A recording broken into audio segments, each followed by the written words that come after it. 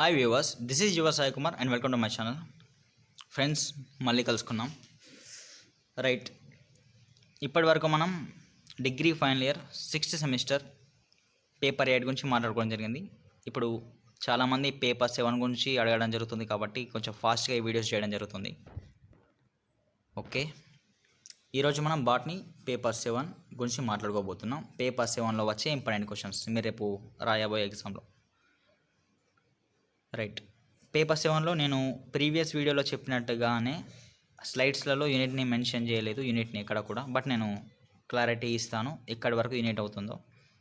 కాబట్టి మీరు మీ మెటీరియల్లో టిక్ చేసుకోండి లేదా నోట్ చేసుకోండి, మీ ఇష్టం ఇది. రైట్, ఇక ఏమాత్రం ఆలస్యం చేయకుండా వీడియోలోకి వెళ్దాం. అండ్ ఇంకో విషయం చెప్తున్నాను ఏంటంటే, స్లైడ్స్లలో ఇచ్చిన క్వశ్చన్స్ ఖచ్చితంగా చదవండి. ఒకవేళ అప్పుడప్పుడు మనకు పేపర్ అనేది బాటనీ పేపర్ అన్ఎక్స్పెక్టెడ్ క్వశ్చన్స్ వస్తాయి, అనుకోని క్వశ్చన్లు. అటువంటి క్వశ్చన్స్ ఏమైనా ఉంటే నేను కొన్ని గ్యాదర్ చేసిన అవి నేను లాస్ట్ ఎండింగ్లో చెప్తా, లేదా యూనిట్ మధ్యలో కూడా చెప్పే అవకాశం ఉంది. కాబట్టి మీరు వీడియోని ఇక్కడ స్కిప్ చేయకుండా జాగ్రత్తగా నోట్ చేసుకోండి విని.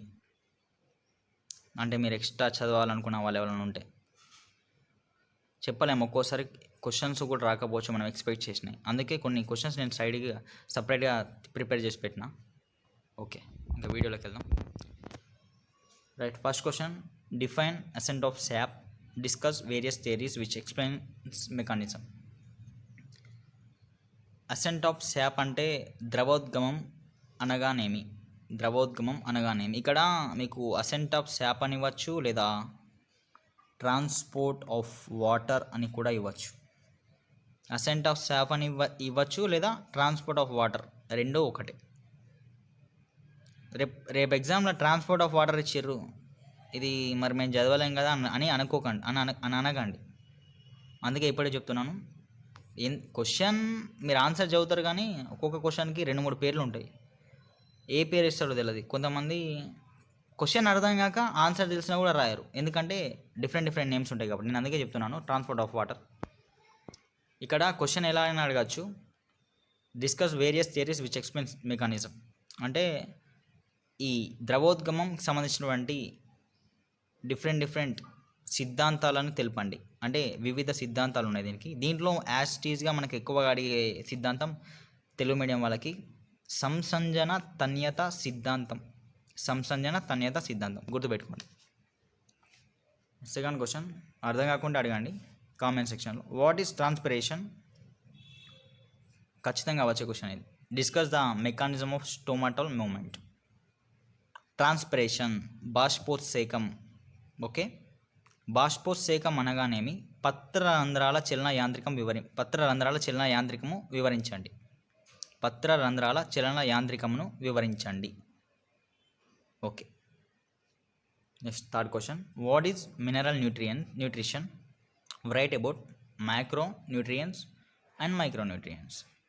ఇవి 2 డిఫరెంట్ క్వశ్చన్స్, బట్ కాన్సెప్ట్ ఒకటే కాబట్టి నేను మెర్జ్ చేశాను.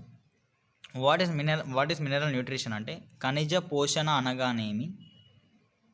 రైట్ అబౌట్ మైక్రో న్యూట్రియంట్స్, స్థూల పోషక మూలకాల గురించి తెలపండి.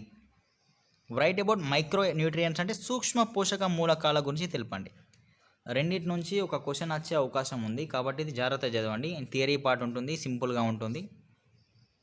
జస్ట్ ఆ ఎలిమెంట్ రాసి దాని పని, దానివల్ల వచ్చే లోపం, ఈ 3 హెడ్డింగ్లు గుర్తుపెట్టుకొని దేంట్లో 3 పాయింట్లు రాసుకున్నవైనా సరిపోతుంది. ఆన్సర్ వచ్చాయని చెప్పేసి పేపర్స్ నింపకండి, టైం వేస్ట్ చేసుకోకండి. ½ an hour లోపు ఒక క్వశ్చన్ రాసేయాలి. Okay, right, fourth question. Okay, enzyme action. Okay, ఇక్కడ does the practice affecting enzyme action with examples. ఇక్కడ డస్ కాదు, డిస్కస్ వస్తుంది, spelling mistake. Okay, discuss the practice affecting enzyme action with examples. Sorry, ఈ question కొంచెం wrong అయింది. తొందరలో slides making చేసేటప్పుడు ఇది చూసుకోలే. Discuss the factors affecting factors not practice factors కారకాలు right. Discuss the factors affecting enzyme action with examples. చాలా important question అండి ఇది. Discuss the factors affecting enzyme action with examples. Enzyme చర్యలను ప్రభావితం చేసే కారకాలను ఉదాహరణలతో తెలపండి. ఎంజైమ్ చర్యలను ప్రభావితం చేసే కారకాలు లేదా ప్రభావితం చేసే అంశాలు ఉదాహరణలతో తెలపండి. ఇలాగైనా అడగచ్చు.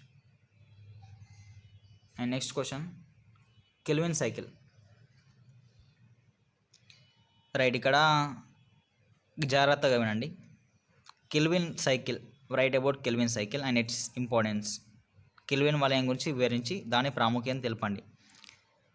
కెల్విన్ వలయం అని ఇవ్వకపోవచ్చు. రేపు మీరు పొద్దుగల రాసే ఎగ్జామ్లో C3 సైకిల్ అని ఇవ్వచ్చు. ఫర్ ఎగ్జాంపుల్ చెప్తున్నా, దీనికి 2-3 పేర్లు ఉన్నాయి. C3 సైకిల్ అంటే ఇట్లా write about C3 cycle and its importance. Kelvin cycle అన్నా C3 సైకిల్ అన్నా ఒకటే. C3 సైకిల్ అన్నా కూడా ఒకటే. నెక్స్ట్ ఇంకొక పేరు ఉంది దీనికి, RPP సైకిల్. RPP cycle. మరి RPP సైకిల్ అంటే ఏంటి? Reductive pentose phosphate pathway. Reductive pentose phosphate pathway.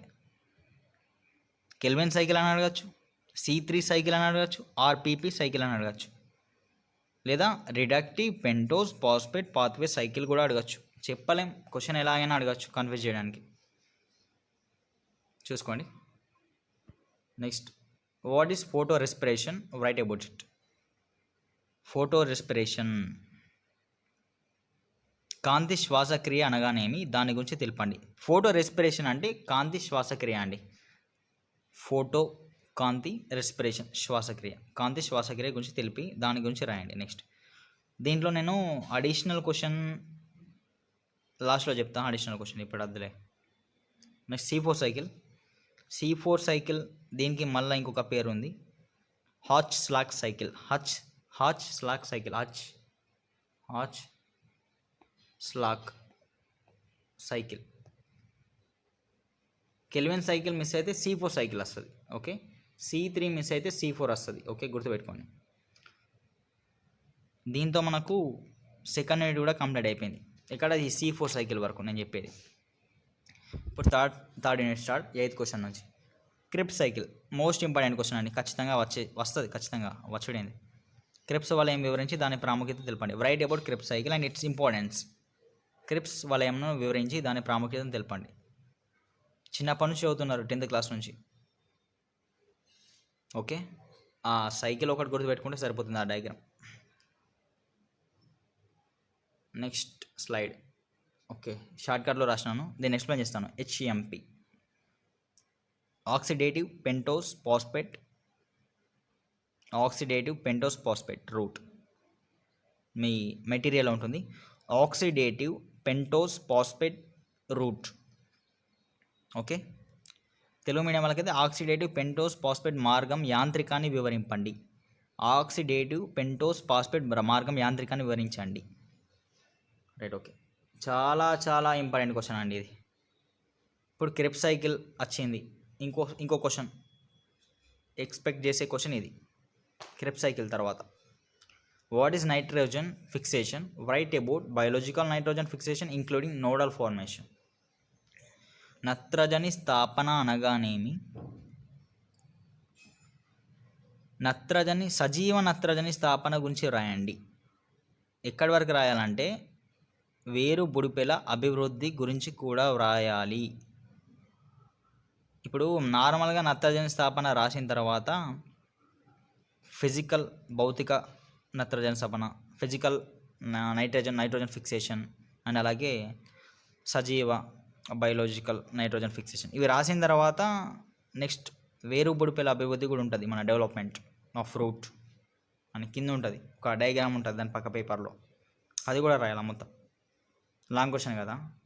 Next 11th question write about GOGAT synthesis of amino acids. GOGAT అంటే glutamine oxide glutamine amino transferase, glutamine oxide, glutamine amino transferase synthesis అంటే ఏంది?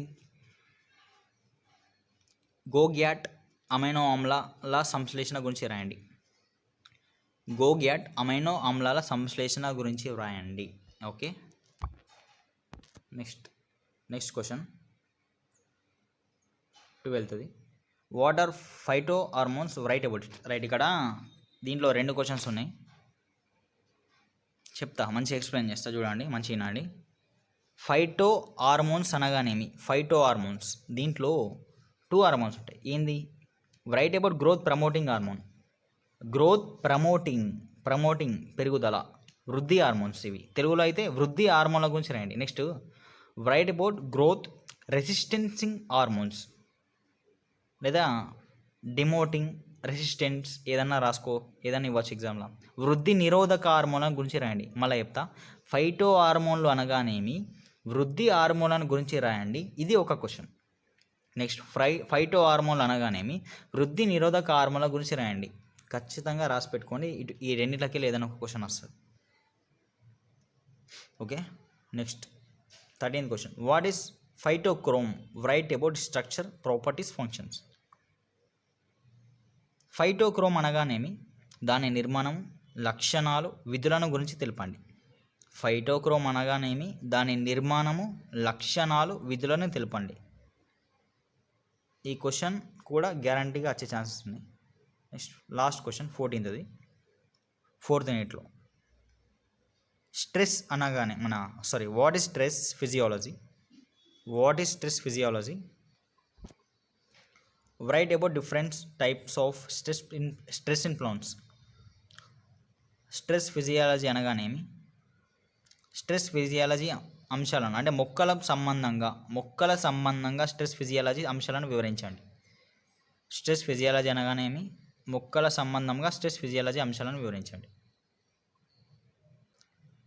Right, దీంతో మనకు most expected important questions అయిపోయాయి. అడిషనల్గా questions చెప్తా ఒకసారి వినండి. ఫస్ట్ యూనిట్లో డిస్క్రైబ్ అబ్జర్ప్షన్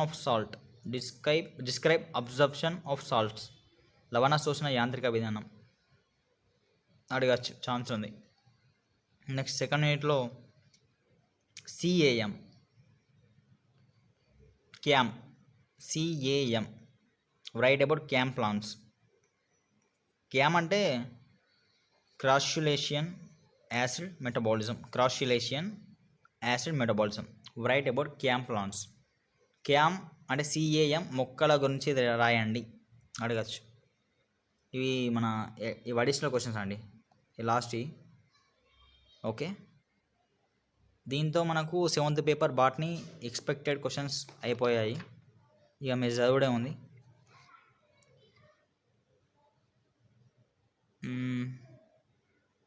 ఇంకోటి EMP రూట్ అని ఉంటుంది. EMP రూట్ చూడండి. EMP route on nothing but glycolysis. చెప్పలేం, పేపర్ అప్పుడప్పుడు కొంచెం అన్ఎక్స్పెక్టెడ్ వస్తాయి, ఇటువంటి క్వశ్చన్స్ వస్తాయి. కాబట్టి EMP రూట్, గ్లైకాలసిస్ కూడా చూస్తే. దీంతో మనకు ఇంపార్టెంట్ క్వశ్చన్స్ మ్యాక్సిమం చెప్పుకోవడం జరిగింది. దీని నుంచి మీరు 4 యూనిట్స్ చదువుతారా, 2 యూనిట్స్ చదువుతారా, మీ ఇష్టం. ఏవైనా 2-3 యూనిట్స్ గట్టిగా ప్రిపేర్ కాండి. Okay, right, all the best, thank you. And share చేయడం మర్చిపోకండి. ఛానల్ని సబ్స్క్రైబ్ చేసుకోండి, నెక్స్ట్ నోటిఫికేషన్ రూపంలో వస్తాయి. బెల్ ఐకాన్ని ట్యాప్ చేయండి. బాయ్.